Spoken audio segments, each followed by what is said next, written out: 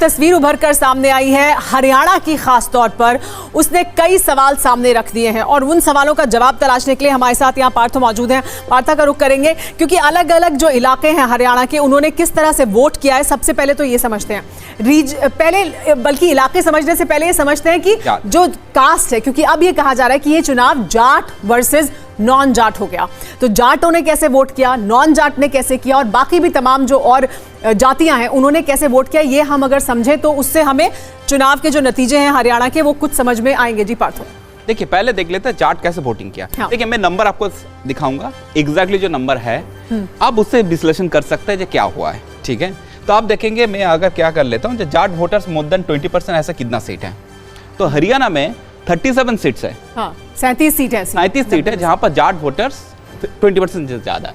इस seat tally देख लेते हैं।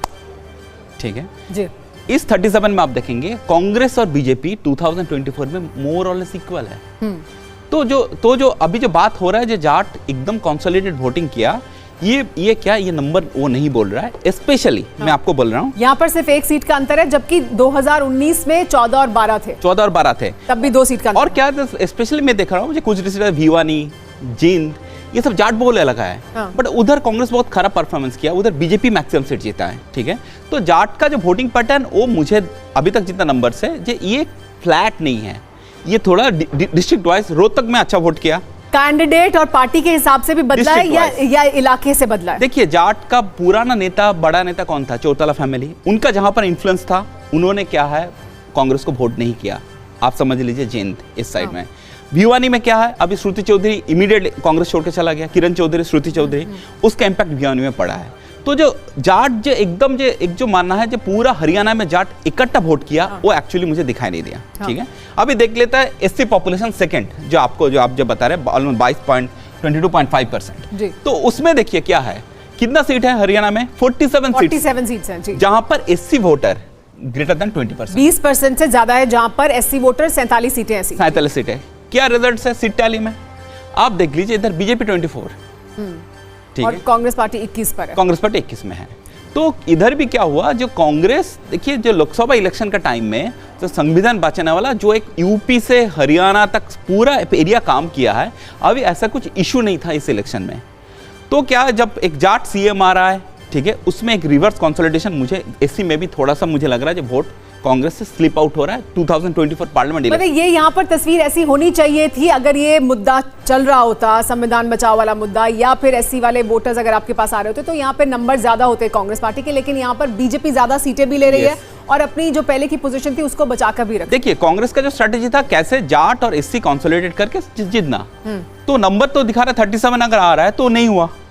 ठीक है, तो मतलब क्या जाट एससी कंसोलिडेशन नहीं हुआ? ठीक है, लेकिन बीजेपी के पक्ष में क्या हुआ वो जानना जरूरी है। अब देखिए, अभी बीजेपी का फेवर में देखिए, बीजेपी का एक स्ट्रॉन्ग सपोर्ट बेस है यादव वोटर्स। वो कंसोलिडेशन हुआ। आप देखिए इधर देखिए क्या है, कितना सीट है? 9 सीट है। सारे साउथ ये गुड़गांव साइड में ये सारी सीटें बीजेपी को गई हैं, यानी पूरे एक सीट छोड़कर। आप देखेंगे पिछले बार बीजेपी इसमें 6 सीट जीता था, अभी 8 सीट जीत रहे। आप समझ रहे हैं जी? तो क्या यादव वोटर जहां पर है, जहां पर 20% से ज्यादा है, 8-1, मतलब आप समझ, यानी बीजेपी ने अपना गढ़ तो बचाया ही, जो उसके वोटर थे वो उसके पास रहे और उसने ऐड ऑन किया है। ठीक है, तभी सीट बढ़ रहा है, तभी सीट बढ़ रहा है। आप देखिए पंजाबी वोटर्स का क्या रहा? आप देखिए पंजाबी वोटर्स कितना सीट है? आप देखिए 11 सीट्स है।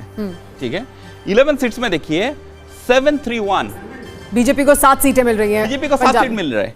ठीक है, इधर 3, इधर 1, पंजाबी वोटर भी इन्होंने होल्ड करके रख रहा है। अब ये देख लीजिए गुज्जर वोटर मोर देन 15%, कितना सीट है? आप देख लेंगे 8 सीट है।